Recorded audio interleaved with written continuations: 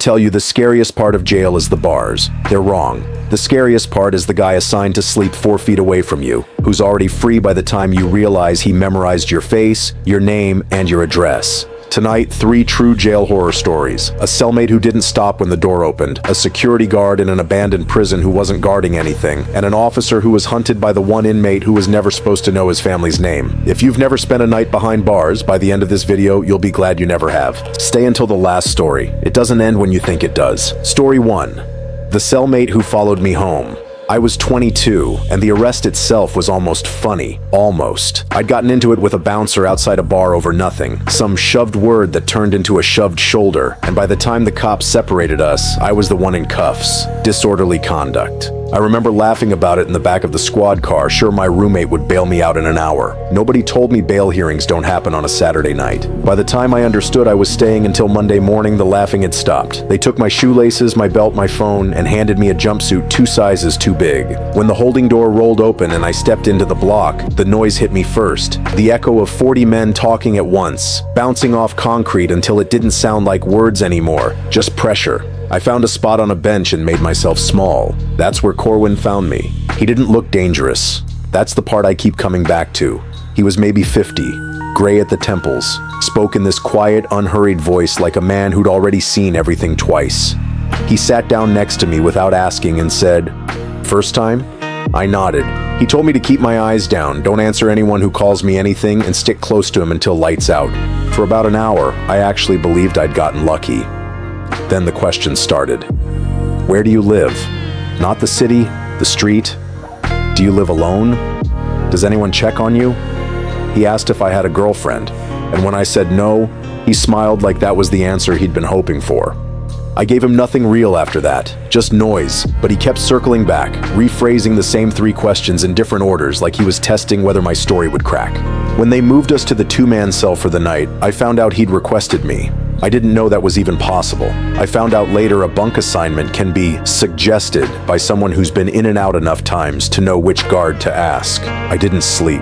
Every time I opened my eyes in the dark, his bunk creaked like he'd just shifted to look at me. Around what must have been 3 or 4 in the morning, I heard him say, low, almost gentle, "You've got a nice quiet street. I like quiet streets." I never told him where I lived. I hadn't said a single true word to him all night. Monday morning, the charge got dropped to a fine. I walked out into daylight so bright it hurt, and I told myself that was the end of it. It wasn't. 4 days later, a new account followed me online. No profile picture, no posts, just a string of numbers for a username. I ignored it the way you ignore spam, until it sent me a photo. It was my own front porch, taken from the sidewalk, time-stamped that same morning. The caption underneath said, "Nice quiet street." I called the police, and they took a report, but a photo of a public sidewalk isn't a crime. That night I didn't sleep in my bed. I sat in my living room with every light off, watching the street through a gap in the blinds, because I finally understood something I hadn't let myself believe. He hadn't needed me to tell him where I lived. He'd already known before he ever sat down next to me on that bench. To this day, I don't know how. I moved 8 months later. I still check that gap in the blinds every night before I turn off the lights. Story 2. The man in the basement who wasn't real.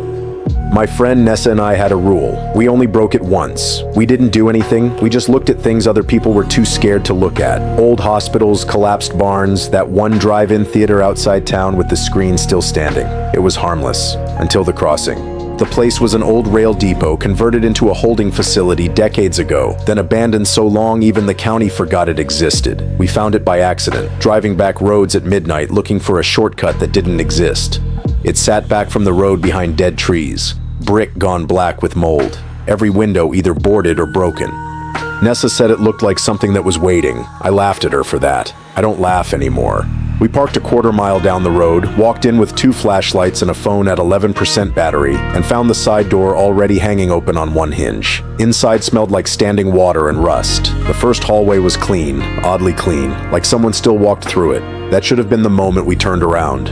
We found the old holding block, a long room lined with cell doors, half of them still shut, and it was there that the noise happened. Not a crash, a single deliberate footstep from somewhere ahead of us in the dark, followed by nothing. Nessa grabbed my sleeve. We didn't move for almost a full minute.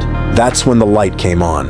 Not our light, a flashlight beam from the far end of the corridor, held by someone we hadn't heard approach.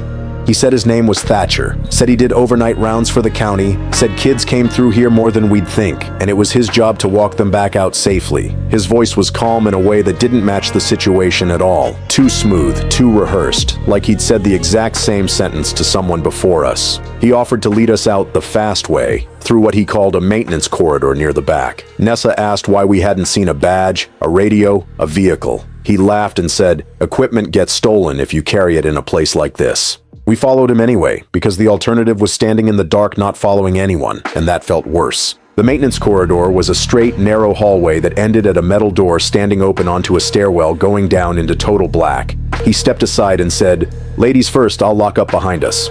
Nessa didn't move. I didn't either. He asked again, softer this time, and reached toward my wrist to guide me forward. Nessa screamed before I even registered his hand was on me. She shoved him hard enough that he stumbled backward into the door frame, and she grabbed my arm and we ran, back through the holding block, past every cell door, out through the hanging side door, and into the trees, not stopping until we hit the car. We drove 40 minutes without saying a word. It was Nessa who finally called the non-emergency line the next morning. The dispatcher went quiet for a long moment after she described the man, then told us that facility had been fully decommissioned for 11 years, had no overnight staff, no maintenance contract, and no working stairwell to any lower level, because the basement had been filled in with concrete during the demolition prep a decade earlier. There was no basement to walk down into. There never had been. We never found out who Thatcher was or what was actually behind that door he wanted us to walk through. I think about that more than I want to admit. That the door was real, the stairs looked real, and whatever he wanted us to find at the bottom of them was something he badly needed us to see. Story 3. The inmate who knew my family. I took the job as a corrections officer 3 states from where I grew up, mostly because I wanted a fresh start somewhere nobody knew my name. For the first 2 weeks, that's exactly what it was. Then I met an inmate named Whitlow. He wasn't the kind of guy you'd flag as dangerous on sight. Older, soft-spoken, always addressed staff properly, never caused problems on the block. He was in on a parole violation, nothing violent on his file. I processed dozens of guys like him. I wouldn't have remembered his name at all if it weren't for what he said to me on a Tuesday afternoon, completely out of nowhere. "How's your sister Renata doing? Still teaching?" I froze. I have exactly one sister, and her name is Renata, and she is a teacher, 2,000 miles away, in the town I grew up in, a town Whitlow's file said he'd never once set foot in. I told myself it was a coincidence, a common enough name, a guess that happened to land. I didn't sleep well that night, but I told myself it was nothing. A week later, crossing paths with him in the yard, he asked if my father had gotten that knee looked at yet. My father tore his ACL 18 months earlier, 1,200 miles from that jail, and had told almost no one outside our immediate family. I pulled his file myself that night. Born, raised, and arrested 3 separate times, always within 40 miles of the facility. He had never left the state, let alone cross the country to where my family lived. There was no gossip network that explained this. I hadn't posted anything online in years. I went to my supervisor and she told me inmates fish. They throw out guesses, watch your face, and build a story from whatever you react to. I wanted to believe that. I tried to. 2 weeks before his release date, he stopped me in the hallway and said only one thing. "Tell Renata I said the porch light's out." My sister's porch light had burned out 4 days earlier. She hadn't replaced it yet. Nobody outside our family could have known that. Nobody who wasn't standing on her actual porch. He was released on a Thursday. I told myself the moment he walked out of that facility, whatever this was would end with him. 6 weeks later, I was living alone in a rental house I'd only told 2 people at work about. Just after midnight, my porch camera sent an alert. A man stood at the bottom of my steps, not moving, hood up, face angled, just enough that the camera never caught it clean. He stood there for almost 4 full minutes before he finally spoke into the camera. Quiet, almost gentle. "Tell your dad the knee thing gets better with the right doctor." Then he turned and walked off down the street on foot. No car, no headlights, nothing. Just gone into the dark like he'd never been there at all.